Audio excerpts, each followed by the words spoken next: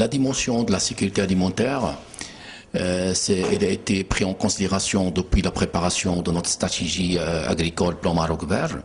Donc, mais ce qui est avec fixation des taux de satisfaction de la consommation, de la consommation intérieure, des besoins de consommation intérieure bien précis pour les principales, c'est-à-dire denrées alimentaires de base. Également à travers une politique raisonnée et c'est-à-dire d'importation visant la stabilité des prix dans le marché local. Mais ce qui est très important, c'est que cette sécurité alimentaire, elle est prise également dans sa dimension durable.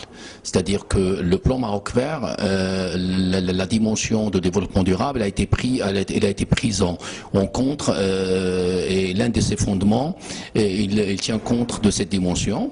À travers bien évidemment le pilier 2, l'agriculture solidaire,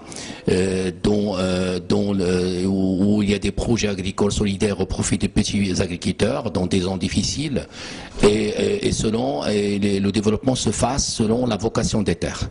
Et ça, c'est une vraie adaptation au fléau du changement climatique. Et également, il a un deuxième rôle, c'est le rôle d'atténuation à travers la contribution dans la séquestration des gaz à effet de serre, la séquestration carbone. Ça d'une part. D'autre part, il y a également, toujours dans cette dimension de développement durable, on peut citer également la dimension de l'économie et de programme PNEI, l'économie nationale d'irrigation, c'est un programme très ambitieux qui vise la reconversion des systèmes d'irrigation en irrigation côte à côte, ou bien des systèmes d'irrigation économe en eau d'irrigation, qui vise à l'horizon 2020 une superficie de 550 000 hectares.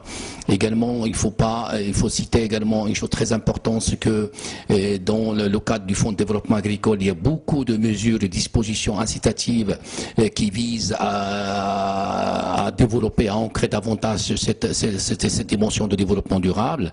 La subvention des semences certifiées, c'est surtout le transfert des technologies adaptées requises auprès des agriculteurs. C'est un élément très important pour assurer et garantir un développement durable. Également la mise en œuvre et l'opérationnalisation d'une assurance agricole adaptée, également la fiscalité adaptée agricole. Tous ces mécanismes contribuent c'est-à-dire dans l'ancrage de la dimension du développement durable dans notre secteur agricole.